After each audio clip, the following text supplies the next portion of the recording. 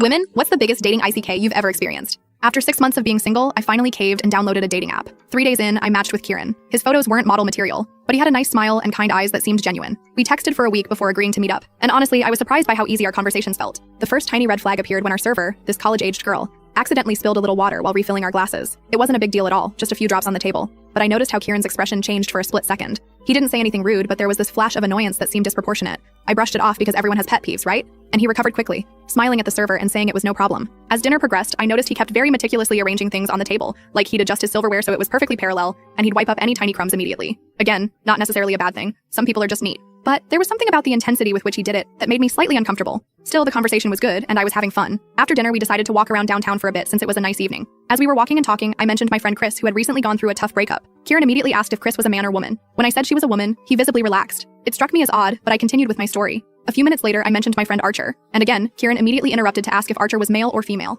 When I said male, he got this weird look and asked how close we were and if we'd ever dated. By this point, I was picking up on some possessive vibes, which was bizarre, given this was literally our first date. Still, I tried to give him the benefit of the doubt. Maybe he'd been cheated on before or something. We ended up at this little ice cream shop, and as we were waiting in line, my phone buzzed with a text. I glanced at it quickly. It was just my roommate asking when I'd be home, but Kieran immediately tried to peek at my screen and asked who was texting me so late. It was 8:30 p.m. I was starting to feel uncomfortable, but I didn't want to be rude, so I just casually turned my phone away and changed the subject. We got our ice cream and found a bench in the nearby park to sit and eat. The conversation turned to past relationships, and he started asking very specific questions about my exes, how many I'd had, why we broke up, if I was still in contact with any of them. When I tried to keep things vague, saying I'd had a few serious relationships that just didn't work out, he kept pressing for details. Then came the moment that made my skin crawl. He suddenly said, "You know, I actually looked you up online before our date. I found your Instagram and Facebook. I even drove by your workplace yesterday just to see where you spend your time." He said this so casually, like it was a completely normal thing to do, even adding that he liked to be thorough about people he was interested in. I felt my heart rate spike. This wasn't just an ick. This was downright creepy. I remembered that my address was listed on my Facebook. Stupid, I know. I changed that immediately after this, and I wondered if he'd driven by my apartment too.